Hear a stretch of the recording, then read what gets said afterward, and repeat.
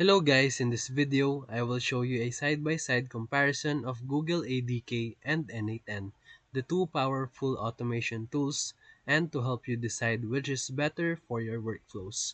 So let's start with platform focus. Google ADK is a suite designed primarily for Android hardware integration and prototyping, especially in IoT projects. It's not a general purpose no-code automation tool.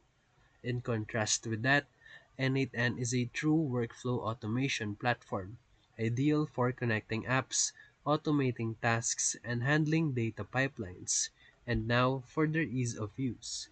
N8N has a visual drag and drop interface, making it accessible for non-developers and technical users alike. And Google ADK is powerful. It requires familiarity with programming environments, and it is more suited to developers with experience in hardware or Android development. And when it comes to integration and extensibility, N8N supports over 300 built-in integrations with SaaS tools, APIs, and webhooks.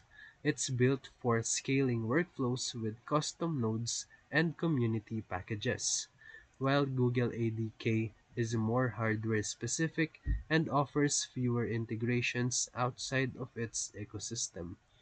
And as for their use cases, you can choose Google ADK if you are working with Arduino-like boards or building smart devices.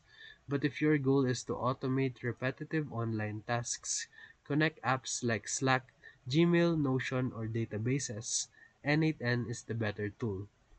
So in conclusion, N8N is a clear winner for automation and SaaS integrations, while Google ADK serves as a niche audience focused on Android and hardware-based development.